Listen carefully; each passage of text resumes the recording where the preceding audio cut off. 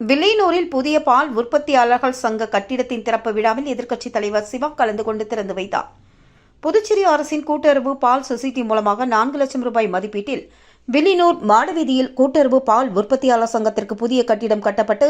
அதன் திறப்பு விழா நடைபெற்றதில் தொகுதி சட்டமன்ற உறுப்பினரும் சட்டமன்ற எதிர்க்கட்சித் தலைவருமான சிவா கலந்து கொண்டு புதிய பால் உற்பத்தியாளர் சங்க கட்டிடத்தை திறந்து வைத்தார். இதில்